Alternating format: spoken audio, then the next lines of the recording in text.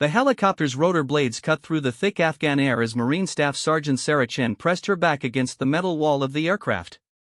Her medical bag sat heavy between her boots, packed with everything needed to keep warriors alive in the field. The other passengers were Navy SEALs from Team 6, their faces painted with determination and years of combat experience. Sarah had earned her place among them through months of grueling training, but she could still feel their questioning glances. At 26, Sarah was one of the youngest combat medics ever assigned to Special Operations Forces. Her small frame and quiet demeanor often led people to underestimate her capabilities. Standing barely 5 feet 4 inches tall, she looked more like a college student than a battle-hardened Marine. But, beneath her calm exterior lay years of intensive medical training and a secret that would soon change everything. The mission briefing had been straightforward. A Taliban stronghold in the remote mountains of Helmand province had been identified as a major weapons cache and training facility. Intelligence suggested the compound housed high-value targets responsible for coordinating attacks against coalition forces. The SEAL team's objective was to infiltrate, gather intelligence, and eliminate threats while Sarah provided medical support. As the helicopter descended toward the landing zone, Sarah checked her equipment one final time. Her medical supplies were organized with military precision tourniquets, hemostatic agents, airway management tools, and emergency surgical instruments. But, hidden beneath the standard medical gear was something unusual, a custom-built precision rifle that few people knew she possessed. The team leader, Lieutenant Commander James Hawk Morrison, had initially resisted having Sarah assigned to his unit. Morrison was a 15-year veteran with multiple deployments and countless successful missions under his belt. He believed combat medicine was best left to male medics who could handle the physical demands of carrying wounded soldiers while under fire. Sarah's assignment to his team had come directly from command, leaving him little choice but to accept her presence.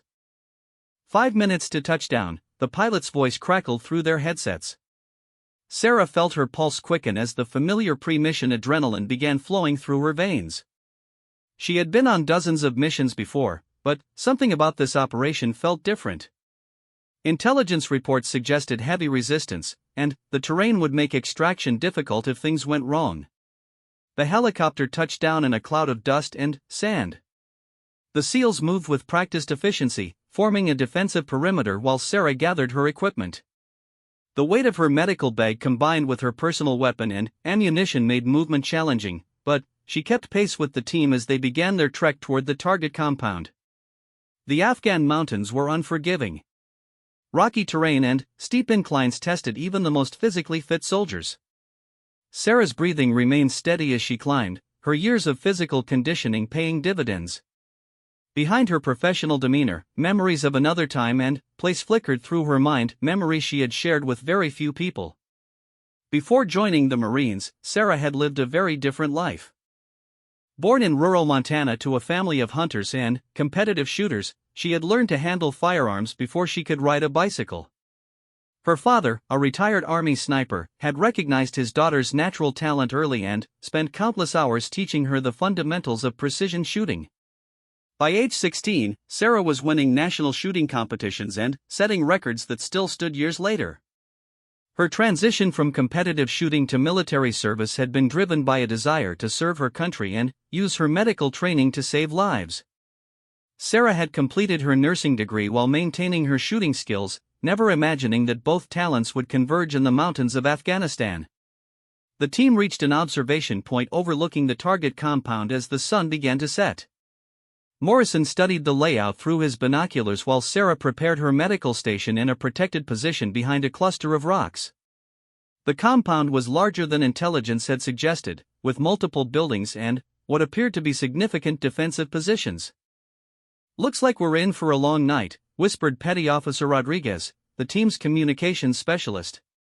"That place is crawling with hostiles." Sarah nodded silently while organizing her medical supplies. Through her own binoculars, she could see the compound's defensive positions and estimated distances to various points of interest. Her mind automatically calculated range, wind speed, and elevation adjustments, habits ingrained through years of precision shooting that she couldn't shake even in her role as a medic. As darkness fell, the team prepared to move closer to the compound. Morrison's plan called for a coordinated assault from multiple directions, with Sarah maintaining an overwatch position to provide medical support as needed. The plan was solid, but Sarah couldn't shake the feeling that something was about to go terribly wrong. The first sign of trouble came when Rodriguez lost contact with their helicopter support. Without air cover, the team would be isolated in hostile territory with limited options for extraction if the mission went sideways. Morrison made the difficult decision to proceed with the operation, knowing that the intelligence gathered could save countless coalition lives. As the SEALs moved toward their assault positions, Sarah established her medical station on a rocky outcrop that provided clear views of the compound. Her position offered excellent overwatch capabilities, though she tried to focus on her medical responsibilities rather than the tactical advantages of her location. The compound erupted in gunfire as the SEALs initiated their assault. Muzzle flashes lit up the darkness while radio chatter filled Sarah's headset with position reports and contact updates. The sound of automatic weapons fire echoed off the mountain walls, creating a chaotic symphony of combat. Within minutes, the first casualty report came over the radio. Petty Officer Martinez had taken shrapnel to his leg and needed immediate medical attention.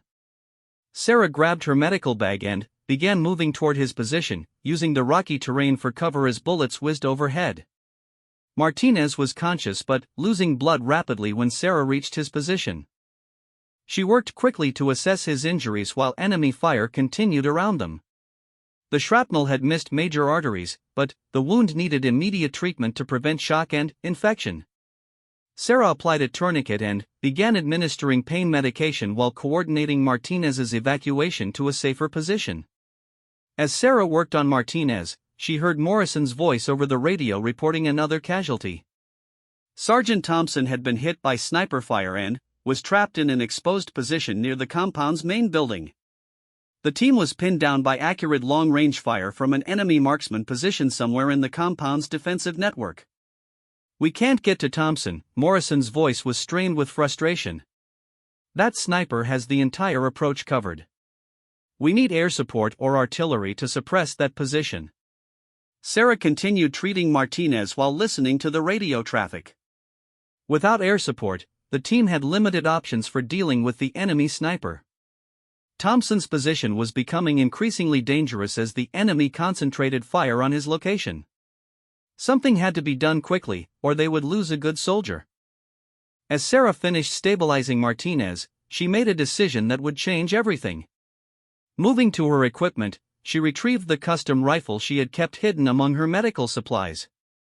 The weapon was a precision-built instrument designed for extreme long-range engagement, something she had never expected to use in her role as a combat medic. Morrison's voice continued over the radio, growing more desperate as Thompson's condition deteriorated. The enemy sniper was systematically working to eliminate the SEAL team members one by one, using superior position and accurate fire to pin them down while other defenders moved to flank their positions. Sarah moved to an elevated position behind a large boulder, using her binoculars to scan the compound for muzzle flashes. Years of training and natural instinct guided her eyes to the likely sniper positions. There, a flash from a window in the compound's highest tower. The enemy marksman had chosen his position well, with excellent fields of fire and strong defensive cover. The range to the target was extreme, well beyond what most military snipers would attempt under combat conditions. Sarah estimated the distance at over 3,000 meters, with significant elevation changes and unpredictable mountain winds complicating any shot. It was the kind of engagement that required perfect calculations and flawless execution. Sarah's mind raced through the ballistic calculations while she prepared her rifle.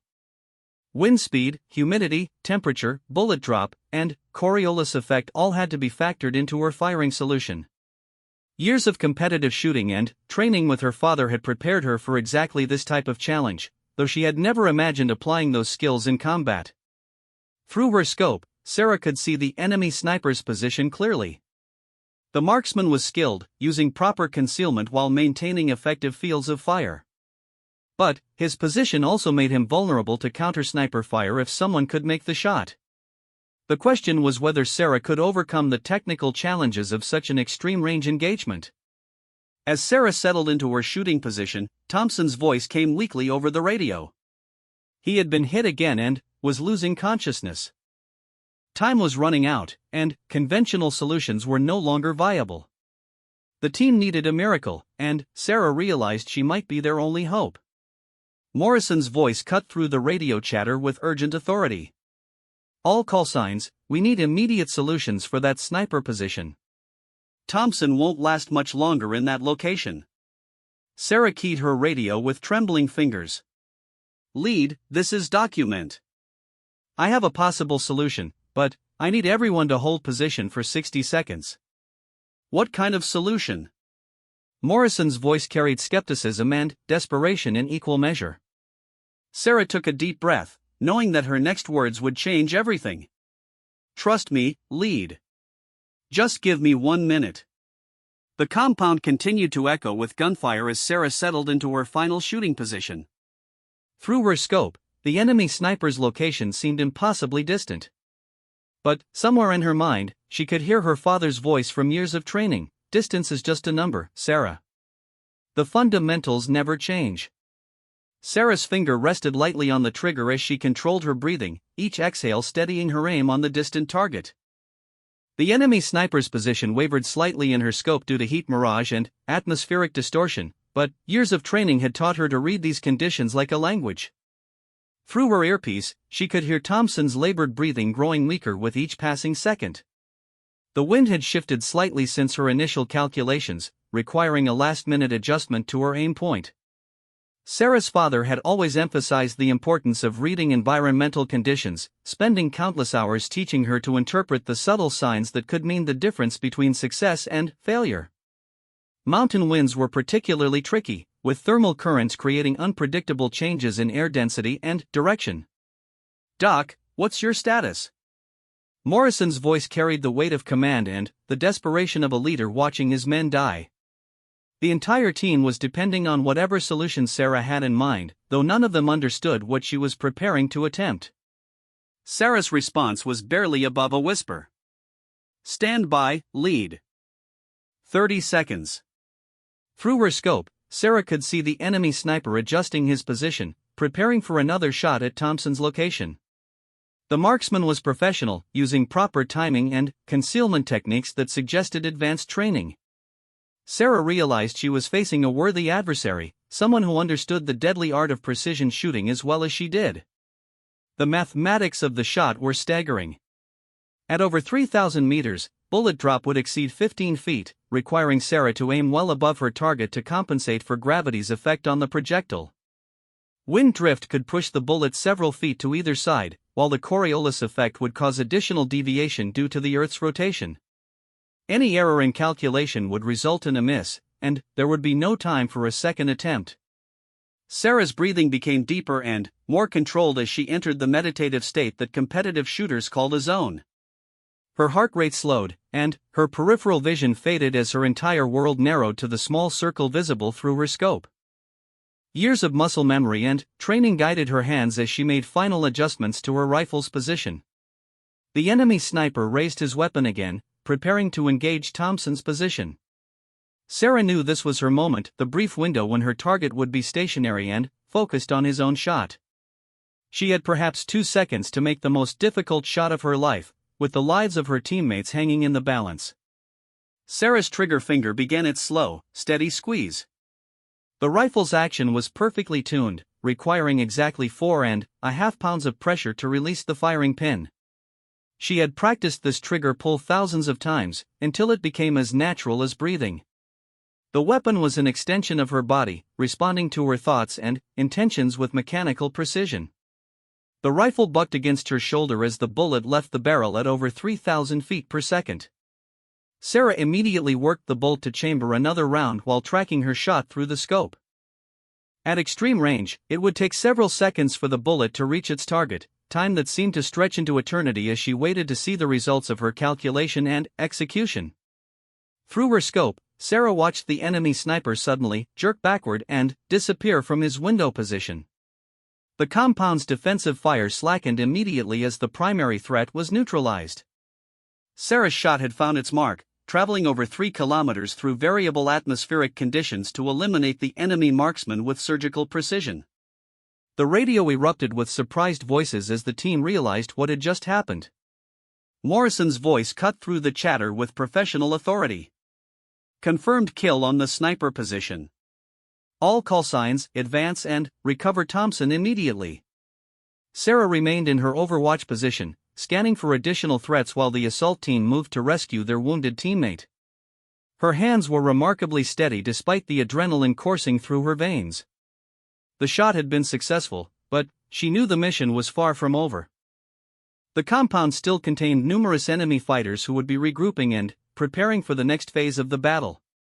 Thompson was quickly extracted from his exposed position and brought to Sarah's medical station. His condition was serious but stable, with gunshot wounds to his shoulder and leg that required immediate surgical intervention. Sarah transitioned seamlessly from sniper to medic, applying her medical training to stabilize Thompson's injuries while the firefight continued around them. As Sarah worked on Thompson's wounds, Morrison approached her position with a mixture of amazement and confusion on his face. He had witnessed the impossible shot but still couldn't quite believe what he had seen. Sarah continued her medical work while Morrison processed the implications of what had just occurred. "Doc, I need to know exactly what happened back there," Morrison said, kneeling beside Thompson's stretcher. "That shot was impossible.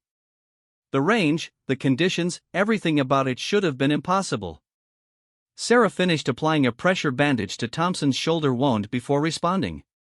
"I had a clear shot and took it, lead. Nothing more complicated than that." Morrison shook his head, clearly unsatisfied with her explanation. "That was a 3,000+ meter shot in variable wind conditions with no spotting assistance. Most military snipers wouldn't attempt that engagement even under ideal conditions. I need to understand how you made that shot." Before Sarah could respond, Rodriguez's voice crackled over the radio with an urgent contact report. "Lead, we've got vehicles approaching from the northeast. Looks like reinforcements are coming in fast." The tactical situation was deteriorating rapidly. The compound contained more enemy fighters than intelligence had suggested, and now additional forces were converging on their position. Without helicopter support, the team would be severely outnumbered and outgunned if they remained in their current location. Morrison made the difficult decision to abort the primary mission and focus on extraction. The intelligence gathered so far was valuable, but losing team members would be unacceptable. Sarah prepared Thompson for movement while the assault team gathered their equipment and prepared to withdraw from the compound area. The withdrawal was conducted under heavy fire as enemy forces attempted to prevent the team's escape. Sarah found herself serving dual roles as medic and designated marksman, providing covering fire while treating wounded team members. Her rifle proved invaluable in suppressing enemy positions that threatened the team's withdrawal route. As they moved through the rocky terrain toward the backup landing zone, Morrison continued to observe Sarah with newfound respect and curiosity. Her performance under fire had been exceptional, displaying skills that went far beyond standard medical training. The impossible shot she had made would be talked about for years, but Morrison sensed there was much more to Sarah's story than she was revealing. During a brief rest halt, Rodriguez managed to re-establish communication with their support elements. The helicopter was en route to the backup landing zone, but it would be another hour before extraction was possible. The team would need to maintain defensive positions while caring for their wounded in increasingly hostile territory. Sarah established a medical aid station in a defensible position among the rocks while the team prepared for possible pursuit. Thompson's condition had stabilized, but he needed advanced medical care that only a field hospital could provide. Martinez was mobile but needed pain management and monitoring for complications from his shrapnel wounds.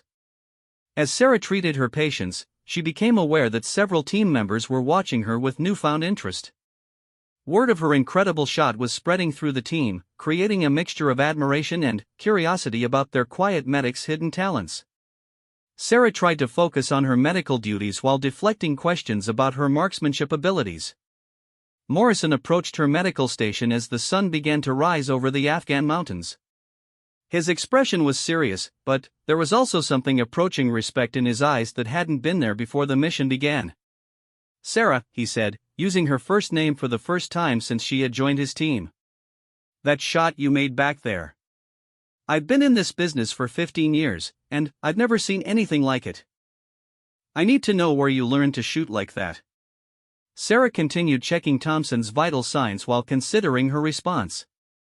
She had hoped to keep her background quiet, but the night's events had made that impossible. Morrison deserved an explanation, especially given the lives that had been saved by her intervention. "I grew up in Montana," Sarah said quietly. "My father was an Army sniper instructor. He taught me to shoot when I was young, and I competed in precision rifle competitions through high school and college. I haven't talked about it because I wanted to focus on my medical responsibilities." Morrison nodded slowly, processing this information. "What kind of competitions? What were your results?" Sarah hesitated before answering. "National championships, mostly. I held some records in long-range precision events before I enlisted. But that was a different life. I'm a medic now." "What records?"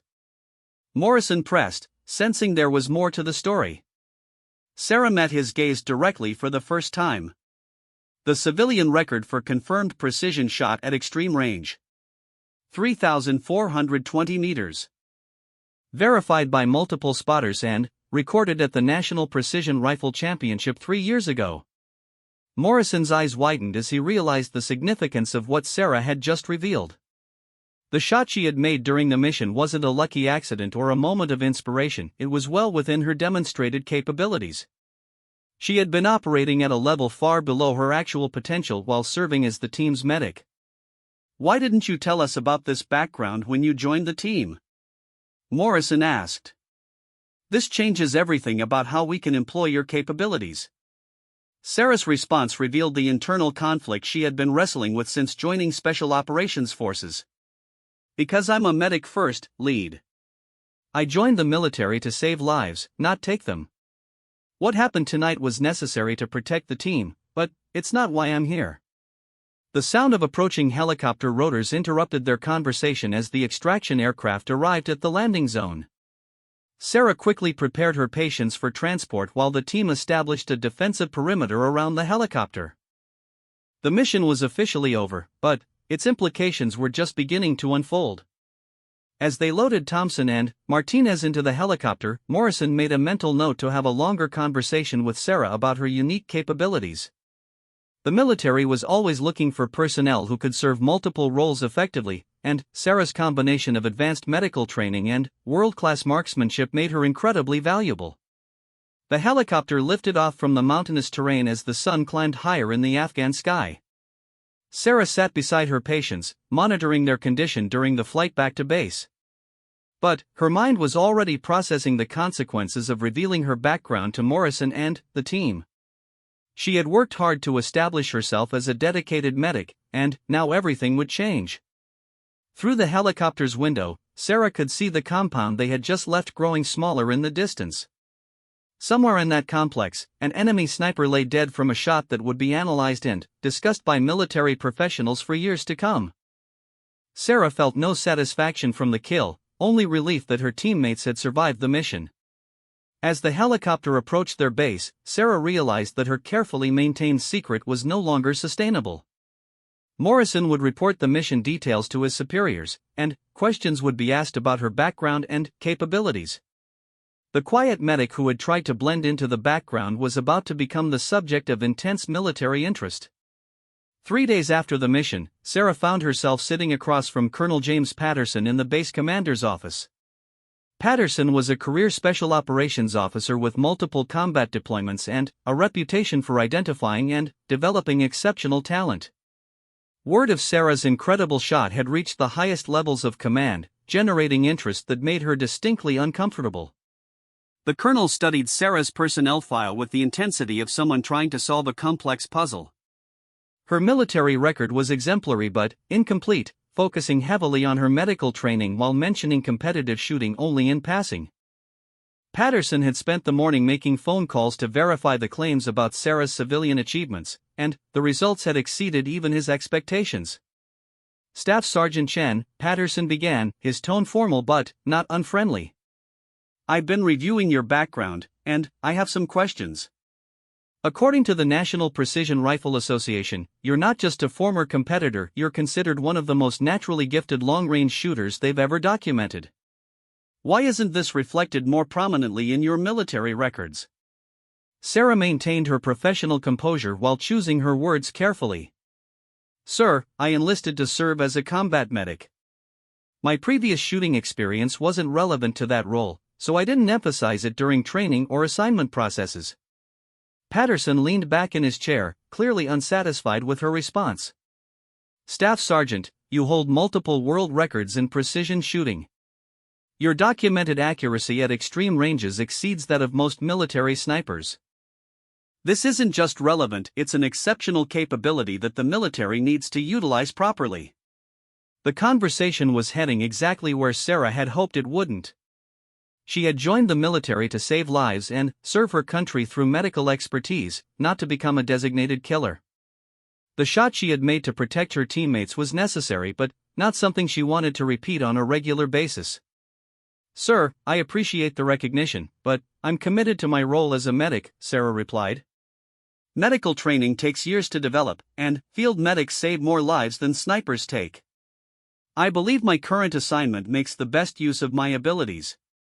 Patterson opened a thick folder containing detailed analysis of Sarah's mission performance. Morrison's after-action report described the shot in technical terms that highlighted its exceptional difficulty and precision. Range officers from Sarah's civilian competitions had provided sworn statements about her abilities, painting a picture of someone operating at the very pinnacle of human marksmanship potential. Let me read you something, Patterson said, pulling out a document.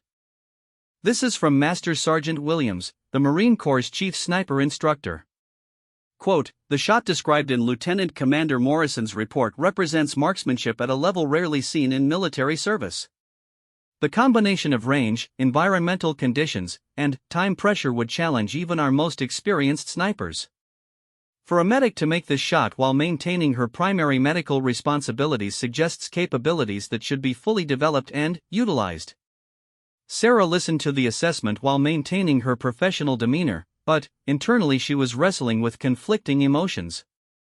Part of her took pride in the recognition of her abilities, while another part worried about being pulled away from the medical work that had drawn her to military service in the first place. Patterson continued reading from various expert assessments of Sarah's performance. The consensus among military shooting experts was that her demonstrated abilities represented a rare combination of natural talent and advanced training that could be invaluable in special operations contexts. Several recommendations suggested immediate assignment to advanced sniper training programs. Staff Sergeant, I'm going to be direct with you, Patterson said, closing the folder. The military has invested significant resources in your medical training, and we value that expertise. But your marksmanship abilities are extraordinary, and we have a responsibility to employ them effectively. I'm recommending you for dual-role assignment, combat medic and designated marksman. The proposal was exactly what Sarah had feared.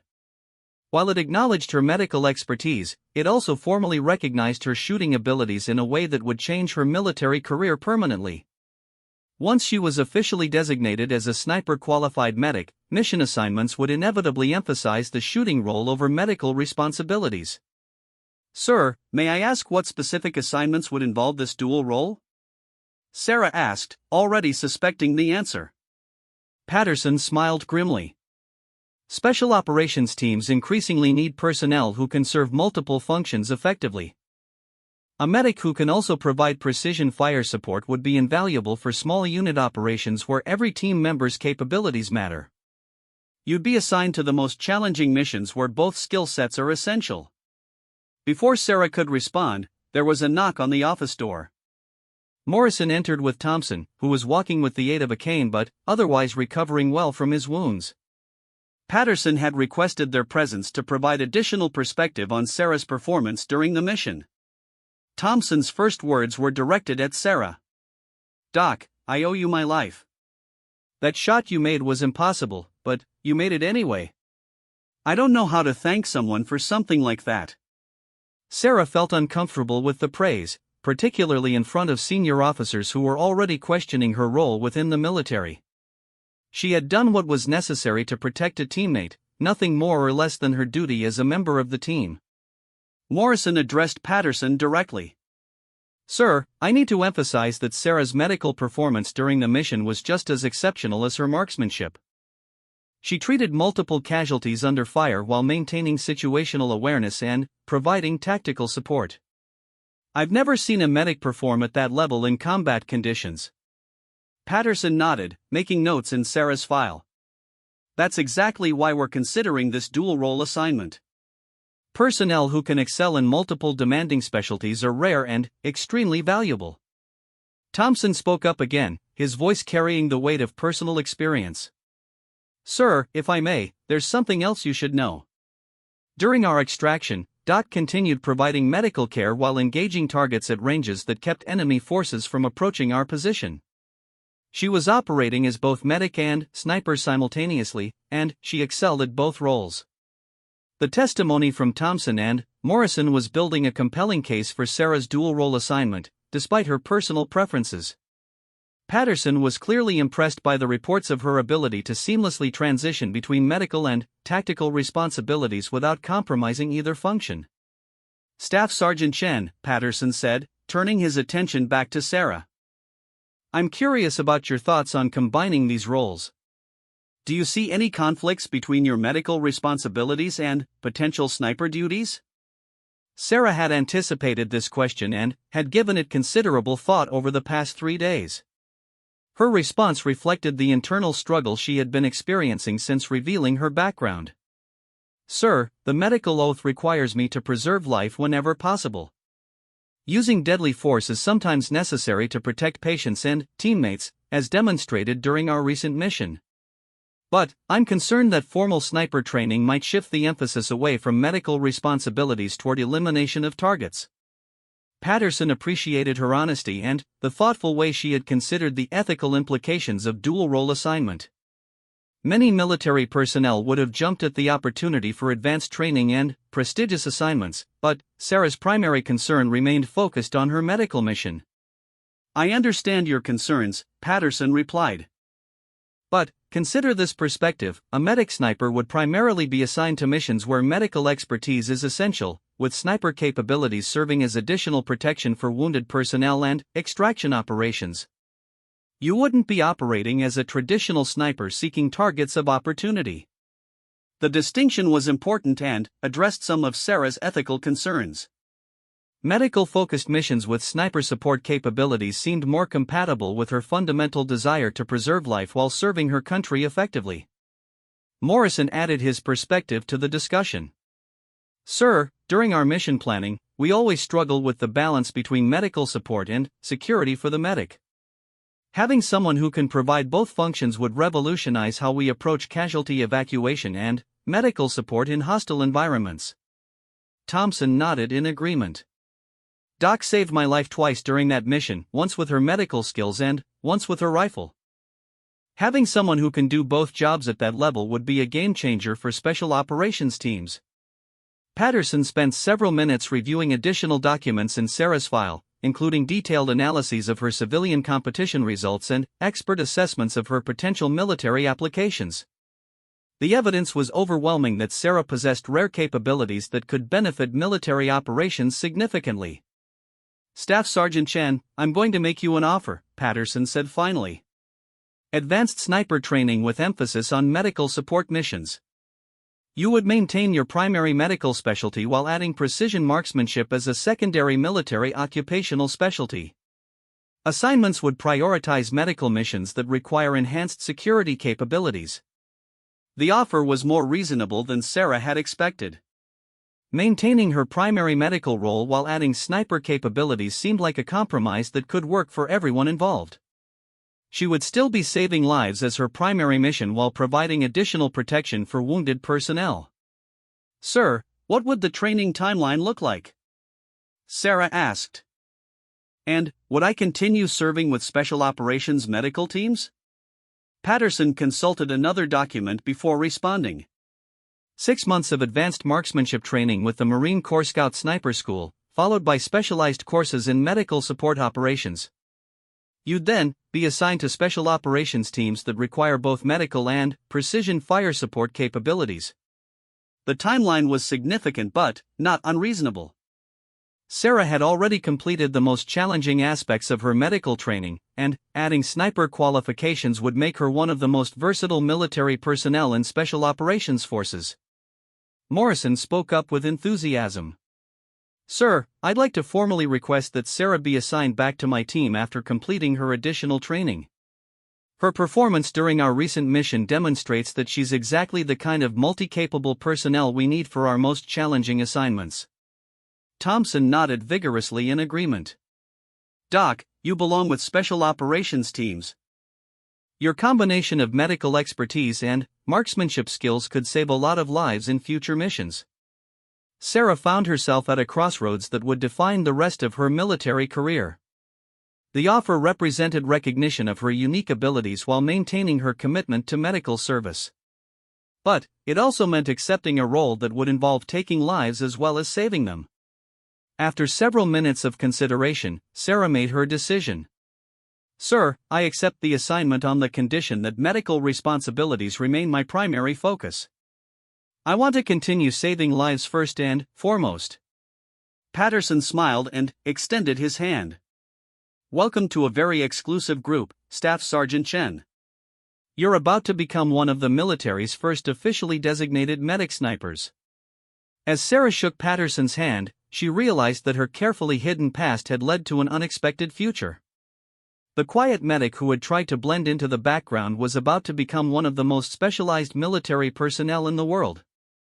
8 months later, Sarah found herself lying prone on a rooftop in Syria, her rifle trained on a building 600 meters away where a high-value target was reportedly holding American hostages. Her medical bag lay beside her, fully stocked for the casualty evacuation mission that would follow the precision strike. The transformation from hidden marksman to acknowledged sniper medic had been complete and dramatic.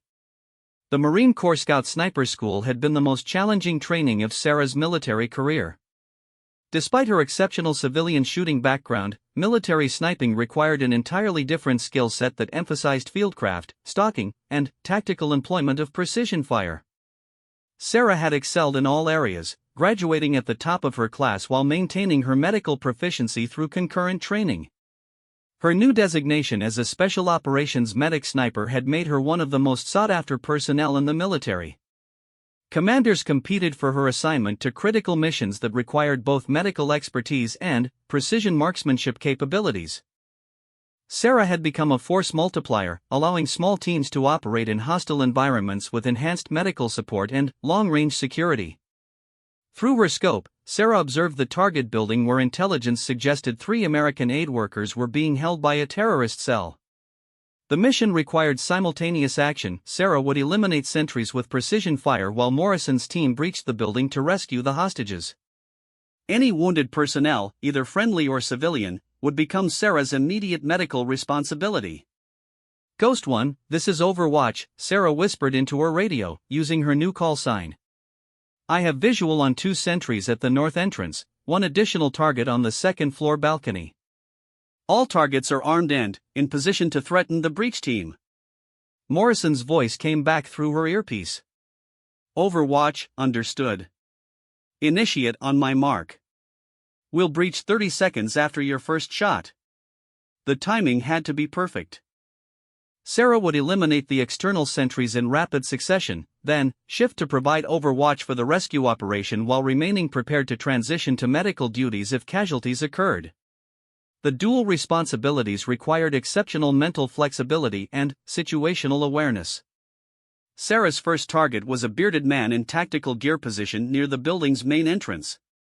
At 600 meters, the shot required careful calculation of wind drift and bullet drop, but it was well within her demonstrated capabilities. Sarah controlled her breathing and began her trigger squeeze with mechanical precision. The rifle's muzzle flash was suppressed, but the bullet's impact was immediate and decisive. The first sentry dropped without warning, allowing Sarah to quickly transition to her second target. The man on the balcony had begun to turn toward the sound of his colleague's fall when Sarah's second bullet found its mark with equal precision. The third target, positioned at a side entrance, was moving toward better cover when Sarah's rifle spoke again. 3 shots in 15 seconds had eliminated the external threats, clearing the way for Morrison's team to begin their breach. Sarah immediately shifted her attention to Overwatch responsibilities, scanning for additional threats while preparing for potential medical emergencies. Overwatch, 3 targets down. Beginning breach now, Morrison reported as his team moved toward the building. Sarah tracked the team's movement through her scope while maintaining awareness of potential threats from surrounding buildings. Her medical training had taught her to constantly assess situations for potential casualties, and the urban environment presented numerous opportunities for enemy reinforcement and ambush. The building breach proceeded smoothly initially, with Morrison's team efficiently clearing rooms and locating the hostages. But, as they prepared to extract the aid workers, gunfire erupted from a neighboring structure as enemy reinforcements arrived. Sarah's role immediately shifted from Overwatch to active engagement as she identified multiple threats converging on the rescue team. Contact left, 200 meters. Sarah called over the radio as she engaged targets attempting to set up a machine gun position. Suppressing enemy support weapons. Sarah's rifle eliminated 2 enemy fighters before they could bring their heavy weapon into action. Her medical training enhanced her target selection, as she automatically prioritized threats based on their potential to cause mass casualties among friendly forces and civilians. The firefight intensified as more enemy personnel arrived at the scene. Sarah found herself engaging targets at multiple ranges while coordinating with Morrison's team through radio communications. Her sniper training had included instruction in tactical employment of precision fire for team support, skills that proved invaluable in the complex urban environment. Overwatch, we've got 1 hostage down with gunshot wounds, Morrison reported. Can you provide medical guidance while we extract? Sarah immediately shifted into her medical role while maintaining her Overwatch position. Using radio communications, she guided Morrison through basic trauma care procedures for the wounded hostage, providing step-by-step instructions for controlling bleeding and managing shock. Apply direct pressure to the chest wound and elevate his legs, Sarah instructed while simultaneously engaging another enemy position. Check his airway and monitor his pulse. I'll be down for hands-on treatment as soon as the area is secure. The ability to provide medical guidance while engaging enemy forces demonstrated the unique value of Sarah's dual training. Traditional snipers could provide accurate fire support, but they lacked the medical expertise to guide treatment of casualties during ongoing operations. As the firefight continued, Sarah identified a particularly dangerous threat: an enemy sniper positioned in a building 800 meters away. The hostile marksman had already fired several shots at Morrison's team and was adjusting his position for better targeting opportunities. Sarah realized she needed to eliminate this threat before he could endanger the rescue operation. The counter-sniper engagement required all of Sarah's advanced training and experience. Enemy snipers were typically well-trained and properly concealed, making them challenging targets even for experienced military marksmen. Sarah studied the distant building through her scope, looking for muzzle flashes and movement that would reveal her opponent's location. A brief glint of sunlight reflecting off a rifle scope gave Sarah the target reference she needed. The enemy sniper was positioned in a third-floor window, partially concealed behind curtains but visible enough for Sarah to calculate a precise shot. The range was extreme, requiring careful consideration of environmental factors and bullet trajectory. Sarah's shot was perfect, eliminating the enemy sniper and removing the primary threat to the rescue team. Her counter-sniper training had prepared her for exactly this type of engagement, where friendly forces depended on her ability to neutralize skilled enemy marksmen. Area secure, Morrison reported as the last enemy resistance was eliminated. Bringing the wounded hostage to your position for medical treatment. Sarah quickly transitioned from sniper to medic, preparing her medical equipment while maintaining awareness of the tactical situation. The wounded aid worker had sustained multiple gunshot wounds and required immediate surgical intervention to prevent life-threatening complications. When Morrison's team arrived at her position, Sarah took charge of medical treatment with the same confidence and precision she had displayed as a sniper. The hostage had wounds to his abdomen and leg that required immediate attention to control bleeding and prevent shock. Start in 4-line while I work on these wounds, Sarah instructed Martinez, who served as the team's secondary medic. We need to get fluids running and prepare him for helicopter evacuation. Sarah's medical training took over as she worked to stabilize the wounded man's condition. Her hands moved with practiced efficiency, applying pressure dressings and administering pain medication while monitoring vital signs. The same focus and attention to detail that made her an exceptional sniper also made her an outstanding combat medic. The helicopter extraction proceeded smoothly, with Sarah accompanying the wounded hostage during transport to ensure continuous medical care. During the flight, she reflected on how naturally the dual roles had combined during the mission. Medical knowledge enhanced her tactical decision-making, while sniper skills provided capabilities that traditional medics couldn't offer. After delivering the patient to the field hospital, Sarah found herself once again meeting with Colonel Patterson to discuss her performance and future assignments. The success of the hostage rescue mission had generated additional interest in the medic sniper program, with other military branches requesting similar personnel for their special operations units. Staff Sergeant Chen, your mission performance continues to exceed all expectations, Patterson began. The combination of precision marksmanship and advanced medical care is proving invaluable for special operations. I have a new assignment proposal that would expand your role even further. Sarah listened as Patterson described an opportunity to help train other military personnel in the medic sniper role. The program would involve developing standardized training procedures and serving as a subject matter expert for personnel selection and curriculum development. Sir, I appreciate the opportunity, but I prefer field assignments where I can directly impact mission success, Sarah replied. Training is important, but I believe my skills are best utilized in operational roles. Patterson smiled, having expected this response based on Sarah's previous reluctance to accept recognition and advancement. I thought you might say that. I have another proposal, leading a specialized team of medic snipers for the most challenging rescue and evacuation missions. The offer represented the culmination of Sarah's military career evolution. From a quiet medic trying to hide her background to the leader of an elite specialized unit, she had found a way to maximize her unique combination of skills while staying true to her fundamental mission of preserving life. What would the team structure look like? Sarah asked, genuinely interested in the leadership opportunity. Patterson outlined a unit consisting of 6 personnel, each cross-trained in advanced medical care and precision marksmanship. The team would be assigned to the most dangerous missions where conventional medical support was insufficient and enhanced security capabilities were essential. As Sarah considered the proposal, she realized that her journey from hidden marksman to acknowledged expert had led to an opportunity that perfectly aligned with her values and capabilities. She could save lives through direct medical care while protecting those lives through precision marksmanship when necessary.